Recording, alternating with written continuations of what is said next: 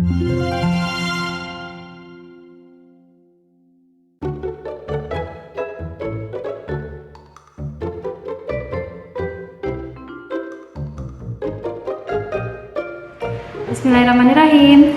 Halo, apa kabar anak-anak? Hari ini kita akan belajar mata pelajaran fikih. Pelajaran pertama kita adalah mengenai macam-macam salat sunnah. Kalian pasti sudah pernah mendengar salat sunnah, bukan? Salat sunnah adalah salat yang apabila dikerjakan akan mendapat pahala dan apabila tidak dikerjakan tidak mendapat pahala, atau bisa kita sebut rugi. Ada banyak macam-macam sholat sunnah. Ada sholat sunnah rawatib, ada sholat sunnah tuhur atau biasa juga disebut sholat syukru wudu, ada sholat sunnah tahiyatul masjid, sholat intizar, sholat gerhana matahari dan bulan, sholat malam, yaitu ada sholat witir, tahajud, dan tarawih, sholat duha, sholat istikharah, sholat istisqa, dan sholat id yang biasa dilakukan pada hari raya Idul Fitri dan Idul Adha. Nah, pada kesempatan kali ini kita akan belajar 3 macam sholat sunnah terlebih dahulu. Apa saja? Kita akan belajar sholat sunnah rawatib, sholat sunnah syukru wudu, dan sholat sunnah tahiyatul masjid.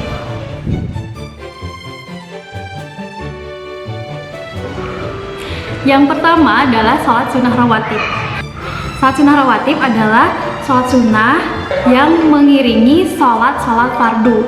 Biasanya dilakukan sebelum melaksanakan sholat fardu ataupun sesudah melaksanakan sholat fardu. Sholat sunnah rawatib yang dikerjakan sebelum sholat fardu disebut qobliyah atau sholat sunnah qobliyah. Sedangkan sholat sunnah rawatib yang dikerjakan setelah melaksanakan sholat fardu disebut sholat sunnah ba'diyah. Kapan sih tepatnya kita melaksanakan sholat rawatib qobliyah? Biasanya setelah selesai azan berkumandang akan ada jeda setelah selesai azan dengan iqomat. Di tengah-tengah ini akan ada waktu luang. Nah, waktu luang ini digunakan untuk mengerjakan sholat sunnah qobliyah. Lalu, sholat fardu apa saja yang ada sholat sunnah rawatibnya? Karena tidak semua sholat fardu terdapat sholat sunnah rawatib. Nah, di sini kita bisa melihat bilangan dan rakaat sholat rawatib. Ada beberapa waktu yang terdapat sholat sunat rawatibnya, yaitu waktu subuh, waktu zuhur, waktu maghrib, dan waktu isya. Lalu kapan pelaksanaan sholat rawatib ini? Yaitu 2 rakaat sebelum melaksanakan subuh, 4 atau 2 rakaat sebelum melaksanakan zuhur, 2 rakaat sesudah melaksanakan sholat zuhur. Sedangkan di waktu asar tidak ada sholat rawatib, 2 rakaat sesudah melaksanakan sholat maghrib dan 2 rakaat setelah melaksanakan sholat isya. Ada beberapa keutamaan sholat rawatib.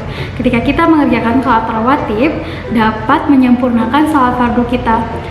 Juga dapat menambal kekurangan-kekurangan dalam sholat fardu yang kita laksanakan. Ada waktunya ketika kita sholat, pikiran kita melayang kemana-mana, bacaan kita bahkan tidak kita sadari melantur, atau pandangan kita masih tidak fokus dalam satu arah, yaitu ke tempat sujud. Itu dapat mengurangi pahala sholat wajib kita. Tetapi dengan melaksanakan sholat rawatib dapat menambal kekurangan dari sholat fardu, juga dapat menyempurnakan pahala kita. Yang kedua, Allah akan janjikan kepada kita kebaikan di dunia. Lalu doa kita pun akan mudah dikabulkan oleh Allah Subhanahu wa Ta'ala. Ayo, berdoa apa kepada Allah? Kalau ingin cepat-cepat dikabulkan oleh Allah, ya salat rawatib. Lalu, tentu saja kita akan mendapatkan pahala yang besar dari salat sunnah rawatib saat kita dihisab atau diperhitungkan pada hari kiamat nanti. Lalu bagaimana cara salat rawatib? Yang pertama, salat sunnah rawatib dilaksanakan setelah azan berkumandang sebelum kita melaksanakan sholat fardu, atau sholat rawatib dilaksanakan setelah kita melaksanakan wirid atau zikir. Yang kedua, sholat sunnah rawatib dikerjakan secara munfarid atau sendiri-sendiri dengan suara yang disirkan atau tidak keras. Dan yang terakhir, ketika kita hendak melaksanakan sholat rawatib, disunahkan untuk bergeser atau berpindah tempat dari tempat sholat yang sebelumnya. Mau itu bergeser ke sebelah kanan, ke sebelah kiri, ke depan, atau ke belakang.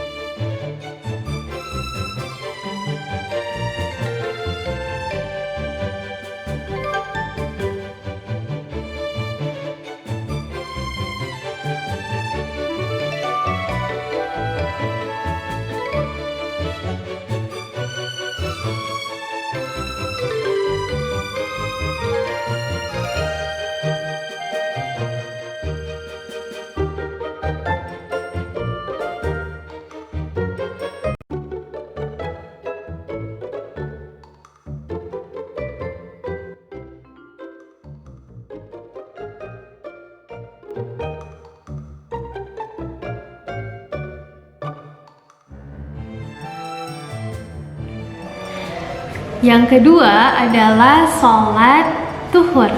Sholat tuhur disebut juga sholat syukur wudhu, yaitu sholat yang dikerjakan sebanyak 2 rakaat setelah kita bersuci, baik itu setelah kita berwudhu ataupun setelah kita mandi.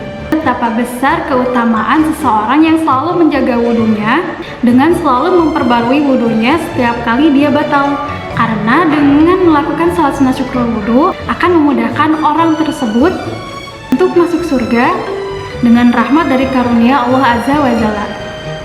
Seperti sahabat Nabi yang selalu melaksanakan sholat sunnah syukur wudhu, yaitu Bilal bin Rabah. Lalu bagaimana cara mengerjakan sholat sunnah syukur wudhu? Setelah kita bersuci, kemudian melaksanakan sholat sunnah 2 rakaat sebagaimana sholat sunnah seperti biasanya. Dikerjakan secara munfarid dengan suara yang sir atau tidak keras.